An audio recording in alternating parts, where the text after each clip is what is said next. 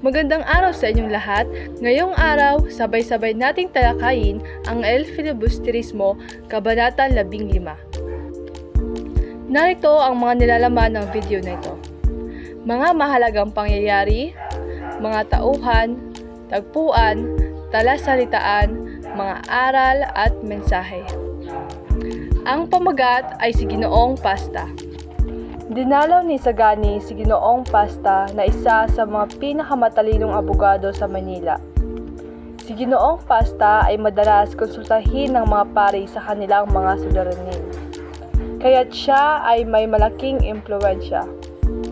Nang makapasok na si Sagani sa opisina, pagkatapos ng mahabang paghihintay sa dami ng mga kliyente, hindi siya pinansin agad ng abogado. At nagpatuloy ito sa pagsusulat.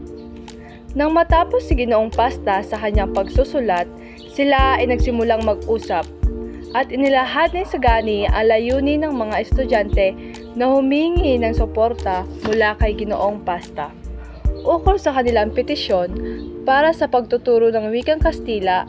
Nilinaw ni Sagani na nais lamang nilang humingi ng gabay mula kay Ginoong Pasta sakaling konsultahin siya ni Don Custodio.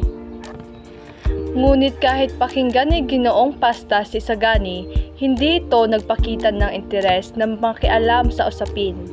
Sinubukan ni Ginoong Pasta na lituhin si Sagani gamit ang mga paligoy-ligoy na paliwanag tungkol sa mga batas, mga kautusan at mga dekreto. Ipinakita ni Ginoong Pasta na tila delikado para sa isang tulad niya ang makialam dahil marami siyang interes na dapat protektahan. Sinasabi niyang mahal niya ang bayan, ngunit may mga limitasyon ang kanyang pakikilahok. Nagpahayag si Sagani ng kanyang pananaw na ang mga gobyerno ay dapat nakikinig sa kanilang mga mamamayan dahil sila ang higit na nakakalam ng kanilang pangangailangan.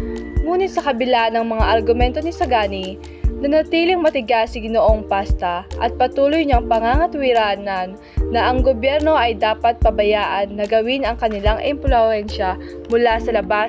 Sa huli, ipinayo ni Ginoong Pasta kay Sagani na iwasan ang makialam sa mga isyong pampubliko at ipinatutungkol niya ang kanyang buhay na nakasentro sa sarili bilang isang magandang halimbawa ng tagumpay.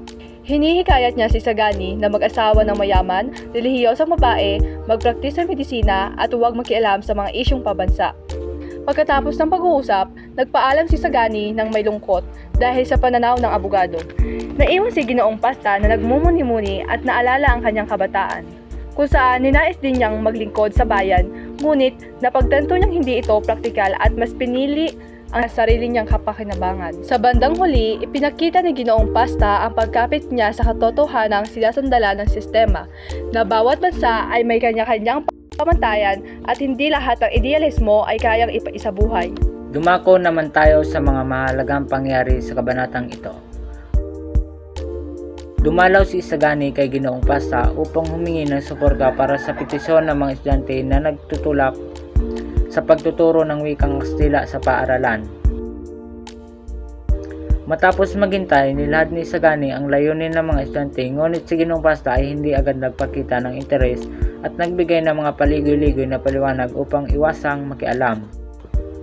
Sinubukan ni Sagani na ipaliwanag na ang gobyerno ay dapat nakikinig sa mga mamamayan, ngunit matigas si Ginoong Pasta at iginiit na dapat pabayaan ang gobyerno ng mga desisyon ng walang impluwensya.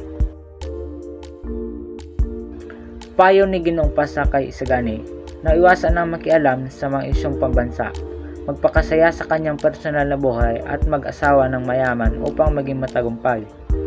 Pag-alis ni Sagani, naiwan si Ginoong Pasta na nagmumuni-muni. Inaalala ang kanyang kabataan at ang mga pangarap na maglingkod sa bayan na kanyang isinantabi dahil sa praktikalidad at sariling interes. Dumako tayo sa mahalagang tauhan. Ginoong Pasta, isang kilalang abogado sa Manila na madalas konsultahin ng mga pare sa kanilang mga suliranin.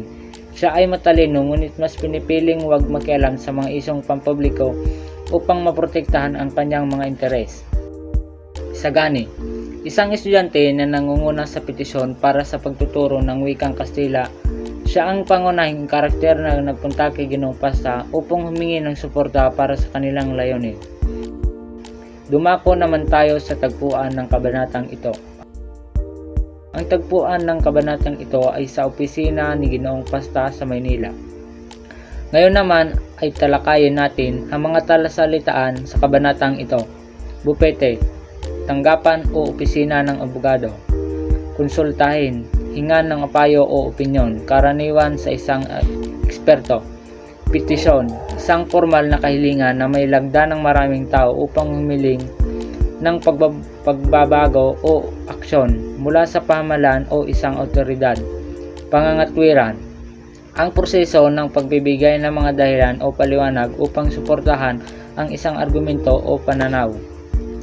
Praktikalidad, pagtingin o pagdidesisyon base sa kung ang kapakipakinabang at maaaring magdulot ng mga kaginawaan sa halip idealismo o prinsipyo.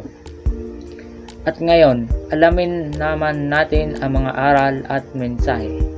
Ipinakita ni Ginoong Pasta na sa kabila ng kanyang katalinuhan at impluensya, pinili niyang huwag makialam sa mga isyong pampubliko dahil sa takot na masaktan ang kanyang sariling interes. Ang kanyang pag-iwas ay nagpapakita ng kawalan ng malasakit sa kapwa at sa bayan, isang ugali na hindi nakakatulong sa pag-unlad ng lipunan. Number 2. Si Sagani sa kabila ng mga pagsubok at panghihikayat ni Ginoong Pasta na huwag nang makialam ay nanatiling matatag sa kanyang layunin na ipaglaban ang kapakanan ng mga estudyante at ng bayan. Ipinakikita nito ang kahalagahan ng paninindigan at lapang ng kabataan na ipaglaban ang tama. Sa huling bahagi ng kabanata, napagtanto ni Ginoong Pasta na bagamat siya ay naging matagumpay sa sariling kapakanan, mayroon pa ring pagsisisi sa kanyang hindi pagtulong sa bayan noong siya'y mas bata pa. At dyan nagtatapos ang Kabanata 15 ng El Filibusterismo. Maraming salamat.